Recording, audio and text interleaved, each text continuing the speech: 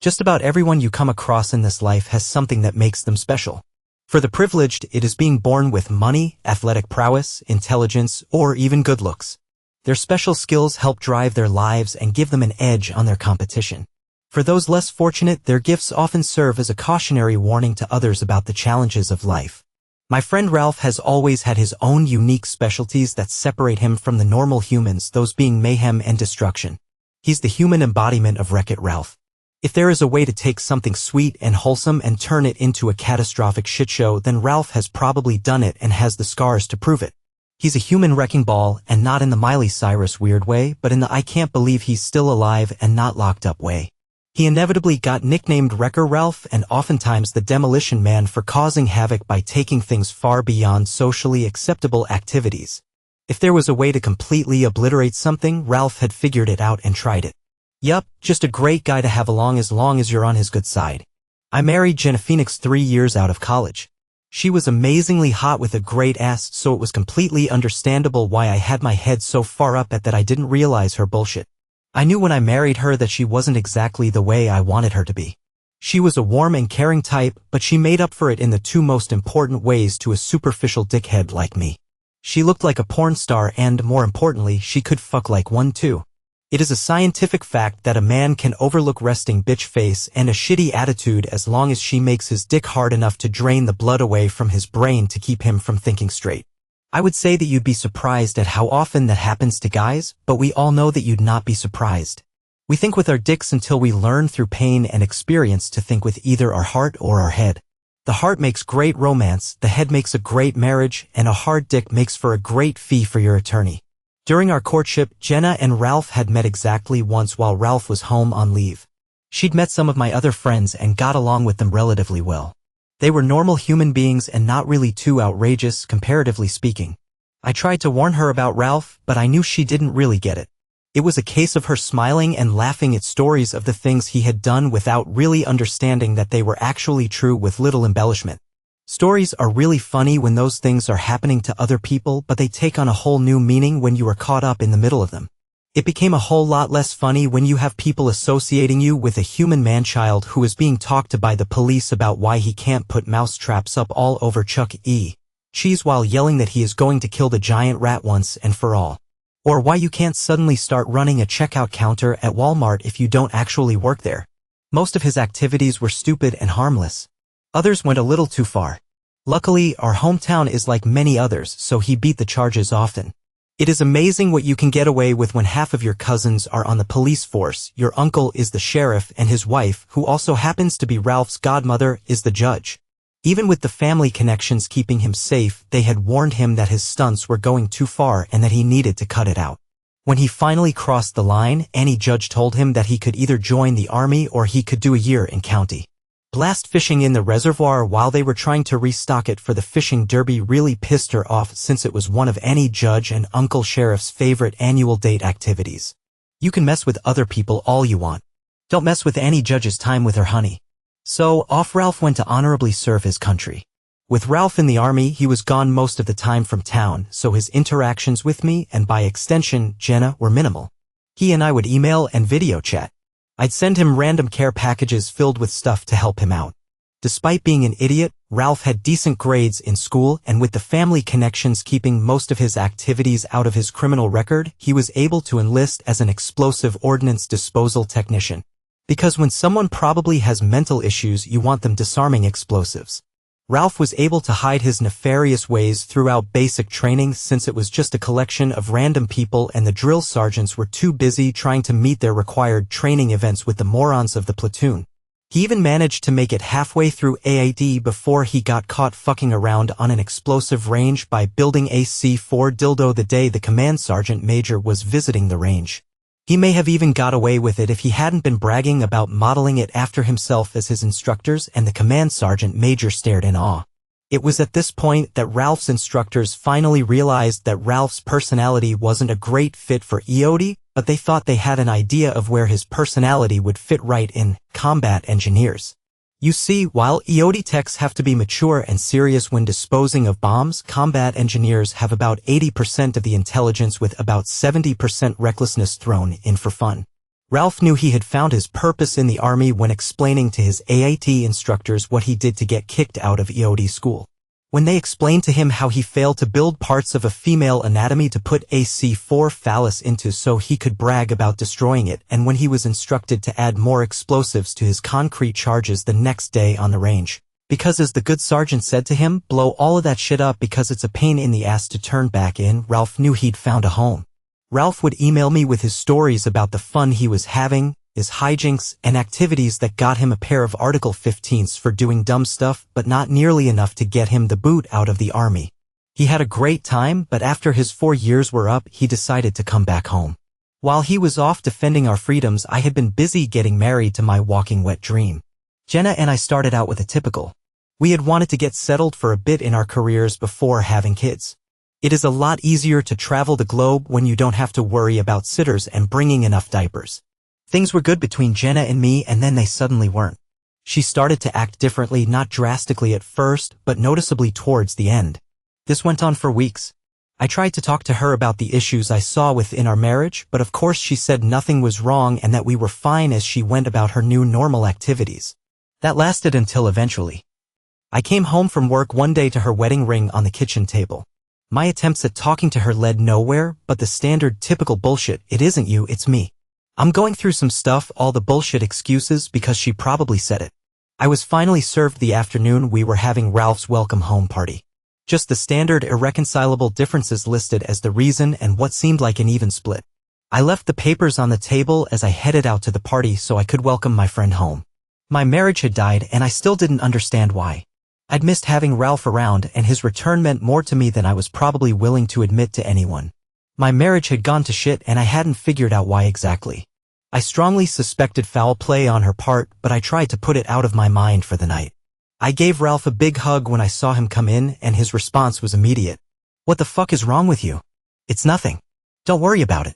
We're here to celebrate you coming home, I said as I handed him a drink. Glad to have you home, buddy. He gave me a questioning look. Yeah, right? Then he got a grin. You're right. It is good to be home. We had a few shots that night. By a few, I mean we drank the bar dry and then they needed to go to the liquor store around the corner for more.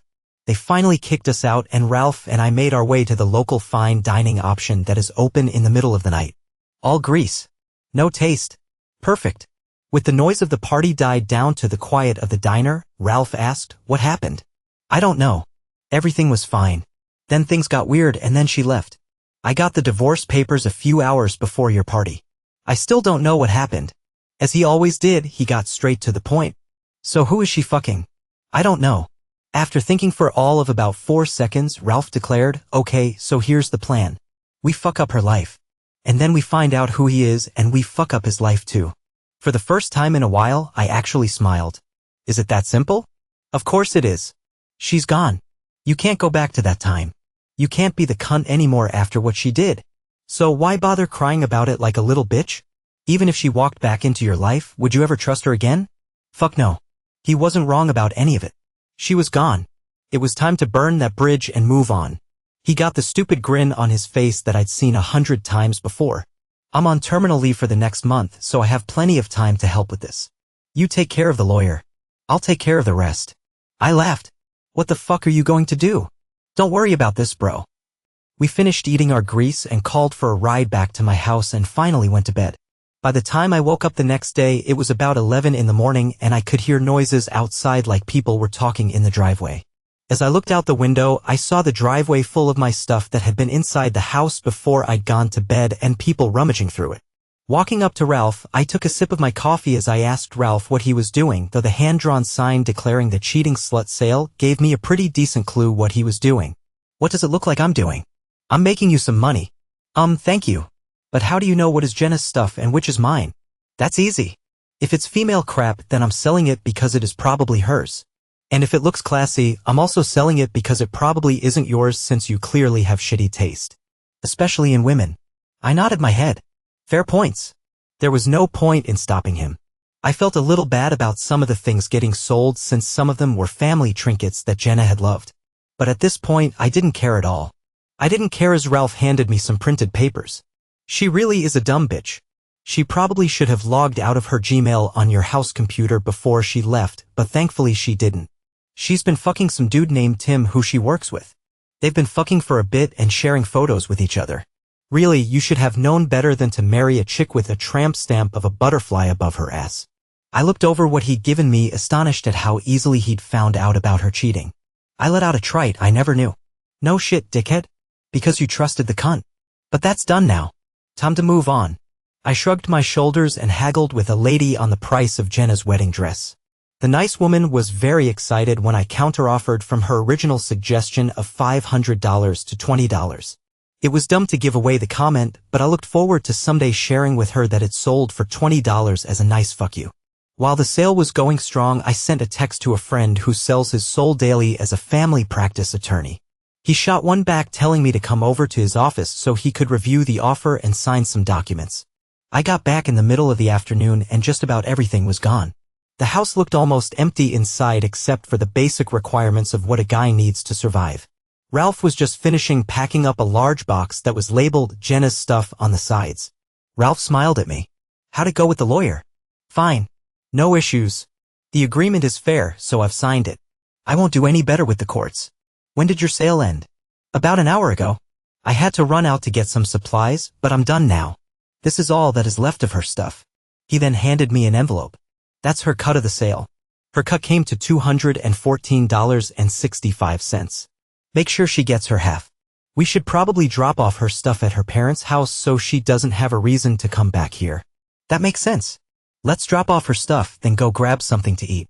Knowing that her wedding dress alone had cost the amount of a cheap car, I knew that Ralph probably hadn't gotten the best deal possible, but I was just glad to have it out of the house so I could start my new life.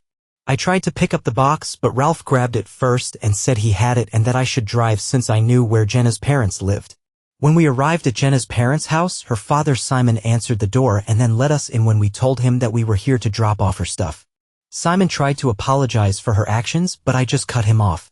Did you know she was cheating on me? He couldn't look me in the eye as he shook his head yes. Thanks for that, Simon. Great daughter you raised. Ralph put the box on the table and I caught myself as I did a double take as I got a glimpse of the box's contents. I was fairly sure that the humongous dildo with correspondingly huge hairy nuts, as well as the big black cock porn, were recent additions that hadn't previously resided in my home. There was a red fire extinguisher as well. I did my best to stifle a laugh and instead just told my soon-to-be ex-father-in-law to tell his daughter that I'd signed the papers and that my lawyer would be talking to her attorney. I was barely keeping it together. The ridiculous size of the dildo had me almost laughing, so I pretended to shake my head in disgust as we walked out while he tried to stammer an apology. Once we were back in my truck, I couldn't help but burst out laughing.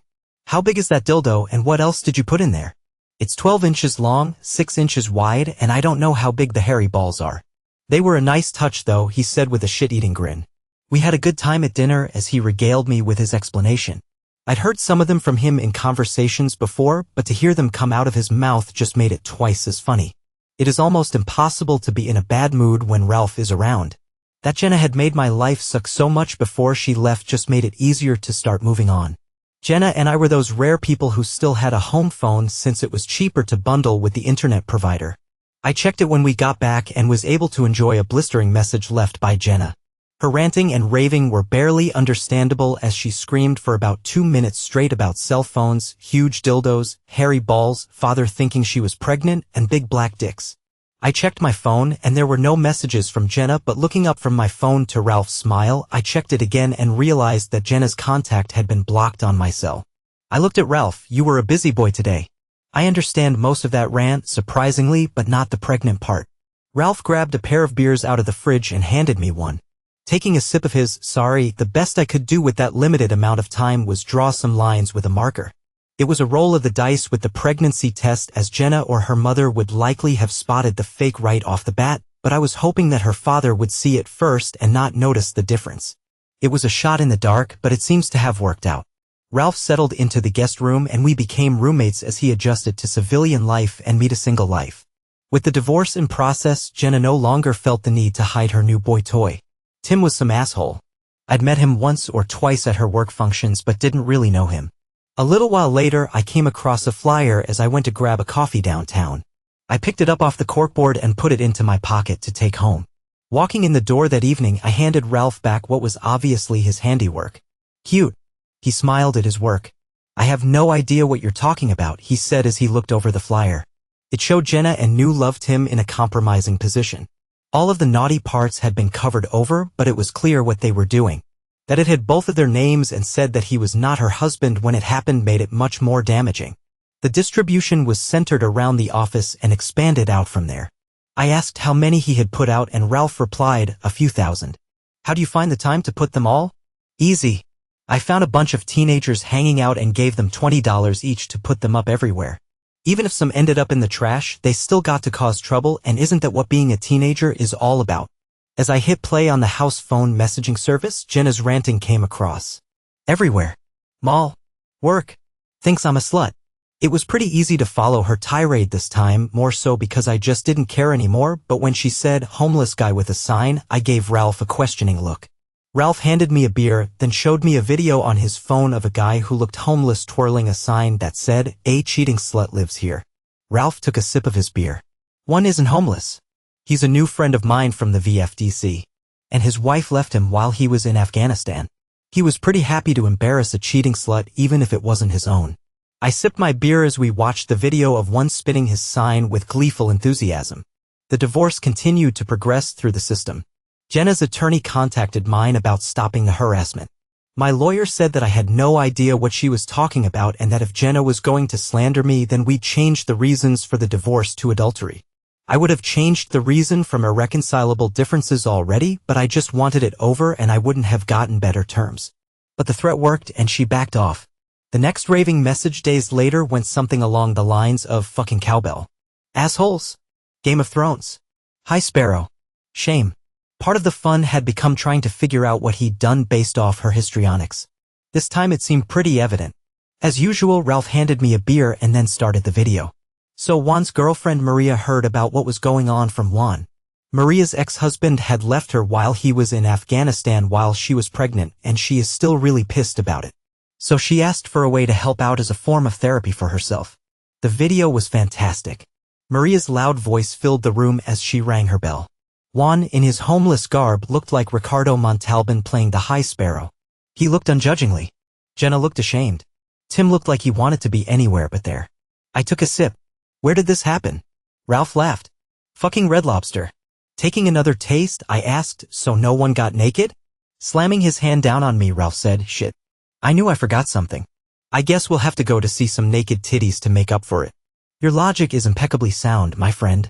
Let's go, I said as I grabbed my keys and we headed out to the local gentleman's club to remove that stain on Ralph's honor from his nudity mistake. As we watched the boobs dance, I asked him when it would end. When the divorce is final, I'll let it go then. Until then, fuck her. The gorgeous dancer with the shockingly original name of Ebony then smiled at Ralph as well. And receipt from her watchman. Ralph, we are immediately back. Go forth. I'm leaving. And you all right? And you go then to the town. And I found that Bob is not patient anymore. You can't go back there. You saw her, now you're here. We broke up, boo. Like God's treaty? What's your I said nothing wrong with you. It was nothing. What's wrong with you? Nothing. The triumphant, deceitful smile, he declared, did you know that red bell peppers end up smelling like mothballs if they sit long enough? The internet is an amazing place. I agree, my friend, I said as I finished off my beer. You seem to have let Tim off rather lightly so far, not doubting your brilliance, just stating an observation. Maybe I have, but he's had to change his cell phone 3 times this month. It seems that he's the most eligible man on Grindr, Scruff, Jacked, Hornet, and FarmersOnly.com. Farmers only? Don't discriminate. Gay farmers need love too. Handing him another beer, I said that they do, my friend.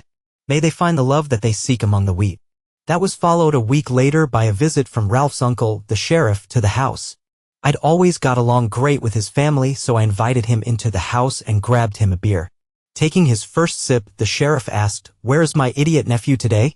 He took off with his new girlfriend to Mexico for the week last Friday. Interesting. So he isn't lonely. No, sir, he's been gone for days. What's up? Just then, the phone started ringing. The sheriff turned to me. You going to get that?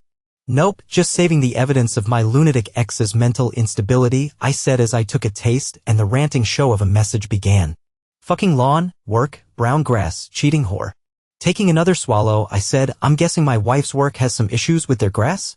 The sheriff said it does seem so. They swore that it was Ralph, but it seems like he has a good alibi. Why don't you call him and we can confirm where he is and get this settled now? I gave Ralph a ring and a recognizable voice picked up his phone. Hi, Ralph's busy right now, can I help you? The moans that followed of, oh baby right there. So good, gave a good indication of what Ralph was up to at the moment. The sheriff took it in stride. Where's Ralph right now, honey? Oh shit, he's inside of me right now. I couldn't help but spew my beer across the room. The sheriff couldn't help himself either. Laughing, he asked, honey? I mean, are you two in Mexico or here in town? Ralph had taken the phone from her, though we could still hear the sound of skin-on-skin contact. We're in Cancun, Uncle Sly, just enjoying the local sights. I'll email you my flight itinerary in a little bit. I'm sure whatever it was, probably a bunch of punk teenagers. I've got to let you go. I'm kind of busy right now. Bye. The sheriff handed me back my phone, finished his beer, and walked out, laughing to himself as he mumbled, in me. The end date of the divorce had arrived. I was a free man. And more importantly for Jenna, this was the end of Ralph's games. It was a lovely Sunday and we were just getting ready to enjoy the first game of the afternoon. As I sat down on the couch, I handed Ralph a beer. Thanks, buddy. I appreciate you helping out. It's time for everyone to move on.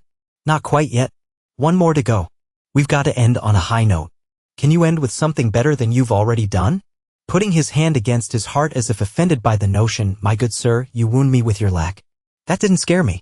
It was the evil grin that sent a shiver down my spine. How bad is this going to be? Looking at his watch, you'll see just about. It was amazing. Just like a movie. At that second, the phone rang. Now, some parts of the screaming were clear, you fucking assholes. Others were just bits of words like church, grandmother, midget, Elvis, strap-on, threesome, whole congregation. I looked at Ralph. What the fuck did you do? He just smiled. Want to watch? He said as he opened up a video on his iPad. Inside was clearly the church that Jenna and I had been married in, so I recognized it quickly. The minister was preaching when suddenly a man came forward. The minister was clearly confused for a moment, but the man said he needed to confess his sins and stood on the altar and began to declare that he had sinned in the eyes of the Lord and wanted to atone for his wicked ways.